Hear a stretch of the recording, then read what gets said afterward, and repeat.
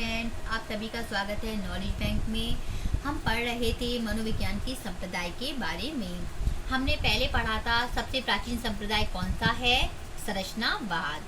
संरचनावाद के विरोध में कौन सा संप्रदाय आया, प्रकार्यवाद।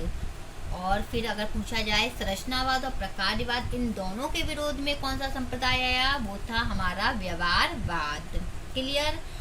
संरचनावाद और प्रकार्यवाद के विरोध में आया व्यवहारवाद, लेकिन प्रकार्यवाद और व्यवहारवाद इन दोनों के विरोध में कौन सा संप्रदाय आया, गेस्टाल्टवाद। कौन सा संप्रदाय आया, गेस्टाल्टवाद। अगर आपसे पूछा जाए गेस्टाल्टवाद किस संप्रदाय के विरोध में आया, तो आप बताएंगे प्रकार्यवाद और व्यवहारवाद।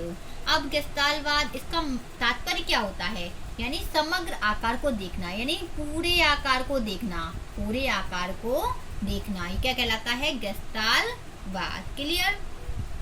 गेस्टाल्टवाद का विषय क्या है, प्रत्यक्षीकरण के आधार पर समग्र आकार या सूझ का अध्ययन करना। कैसे, यानी कि जिस चीज को हम अपने सामने देखेंगे, प्रत्यक्ष रूप से देखते हैं, प्रत्यक्ष रूप से देखकर पूरी जानकारी लेना, संपूर्ण रूप से उसका अध्ययन करना, उसके बाद हम कोई भी फैसला लेंगे। यानी कि अपने आप को ये कोई चीज है, ठीक है, इसको हमने देखा, लेकिन इतनी सी चीज को नहीं देखा, पूरी चीज को हमने देखा, उसे समझा, अपनी सूझ का प्रयोग किया, उसके पश्चात हमने कोई निर्णय लिया, वो क्या कहलाता है, गेस्टाल्टवाद में इस चीज का अध्ययन होता है। क्लियर।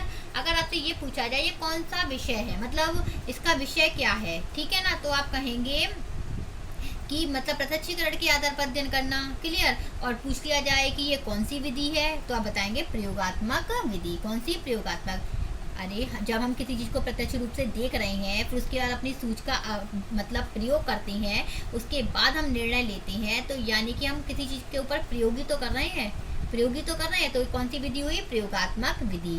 क्लियर। इसके प्रवर्तक कौन थे, वर्दीमर, कोहलर और कोफ्का। 3 लोग थे, वर्दीमर, कोहलर और कोफ्का। क्लियर।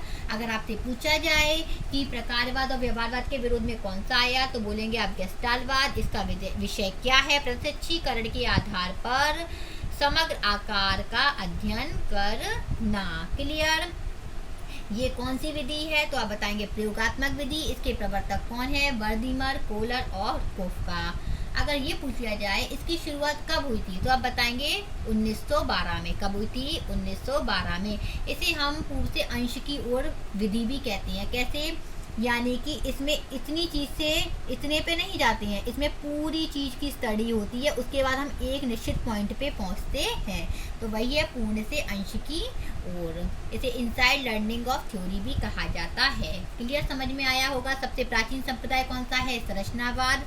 उसके विरोध में आया प्रकार्यवाद। संरचनावाद और प्रकार्यवाद इन दोनों के विरोध में आया हमारा व्यवहारवाद, जबकि प्रकार्यवाद और व्यवहारवाद के विरोध में आया गेस्टाल्टवाद।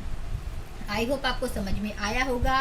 वीडियो पसंद आए तो लाइक करें, शेयर करें, कमेंट भी करें और सब्सक्राइब करें। Thank you.